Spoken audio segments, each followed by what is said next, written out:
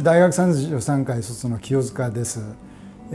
卒業後ですね、三菱銀行に入りまして銀行員を16年、務めました。その後プライベートイクイティの世界に入りまして、最初は米系のカーライル、そしてフランス系の CLSA、そして今年にサンライズキャピタルとして独立をしたと、そういう経歴でございます。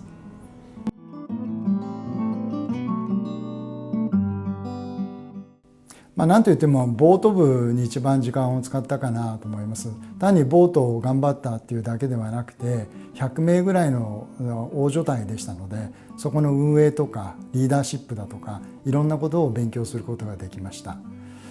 あとは時間がありましたので、たくさん本を読んだというのが記憶に残ってますし、そこまで当時は意識しなかったですけども、経済学の原理原則も学べたことは大きかったかなと思っています。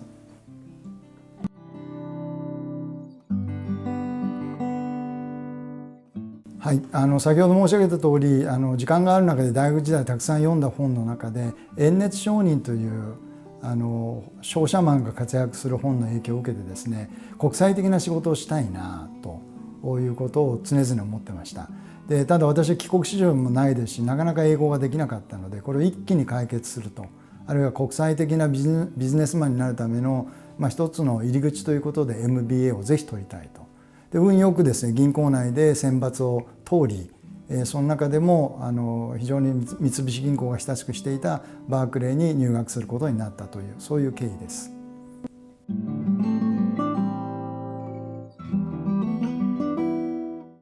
もともと最初がカーライルでしたので、そこで一通りのプライベートエクイティのビジネスの基本を学びました。立ち上げスタッフとしてやりましたから、人の採用の仕方、案件の発掘の仕方、お金の集め方、企業価値の上げ方、エグジットの仕方等々を基本的に学びました。ただ残念ながらまだ市場が若く、それほど実績を上げにくい時期でしたので、なかなかカーライルでは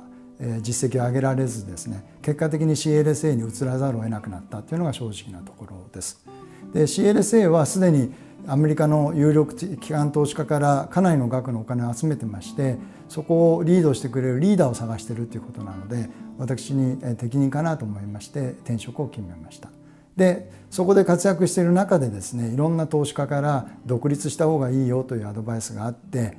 それを CLSA の皆さんに理解してもらって、それが今年になってようやく実現してサンライズキャピタルになったと、そういう経緯でございます。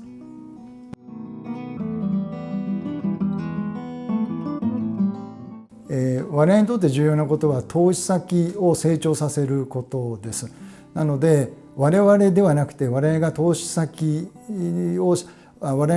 にサンライズ、すなわち朝日のように成長してほしいと。で我々はあくまでその影となり黒子となって成長を支援すると、そういう思いの社名でありロゴです。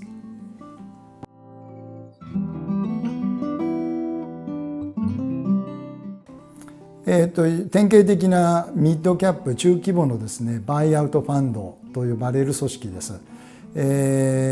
極めて少人数、投資のプロフェッショナルとして20名前後でも一つのファンドで数百億、全部合わせると1000億を超えるような資金を集めてまして、それで有料な日本の中堅企業に投資をして価値を上げていく、そういう典型的なプライベートエクイティファンドです。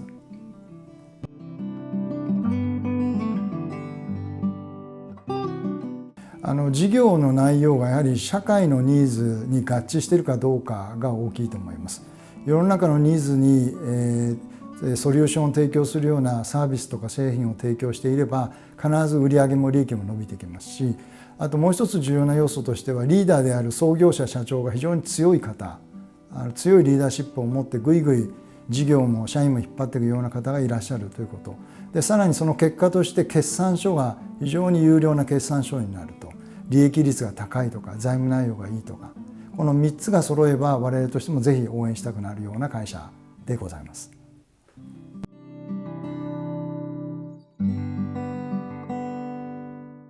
一番の悩みはですね、思い入れを持って支援した投資先が立派に成長していくと、我々のもとを巣立っていってしまうと。いつまでも持っていたいし、いつまでも関与していきたいんですけど、上場とか M&A で売却とか、どうしてもエグジットをしなきゃいけない、そこが大きな、悩みといえば悩みです。あと先ほども申し上げたかもしれませんけれども、ミッドキャップとしてファンドを運営したいと思っているので、世界中からかなりの額の応募があるんですが、投資家のニーズを受けきれてないと。でお断りを、有料な投資家さんが世界中から集まってきてくださるんですけど、それをお断りしなきゃいけないというのはとても辛いですね。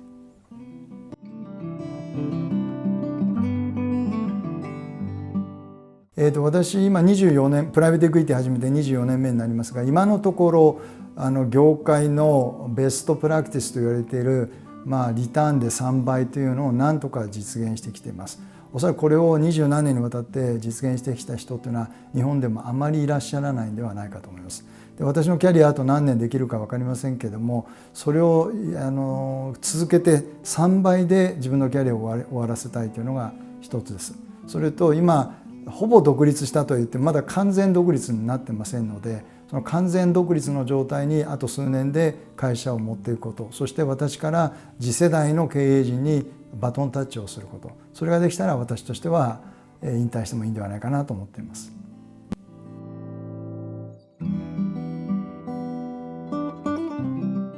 社会に出ていろんなことを皆さんチャレンジされるとうまくいかないことが多々あると思います。それはひょっとすると次のチャンスへの神様が与えてくれたヒントやきっかけかもしれないので、決してネガティブに捉えずにですね、次のチャレンジと一生懸命やっていただければいいと思います。でどうしてもそこの会社がダメだ、組織がダメだという時は今転職ができますから転職をした方がいいし、あとは一生懸命仕事をしているとこれが自分が本当にやりたいことじゃないかと思える瞬間が来ると思いますので、そういった時はこれも必要であれば転職も含めてですね、思い切ってチャレンジしていただければと思います。頑張ってください。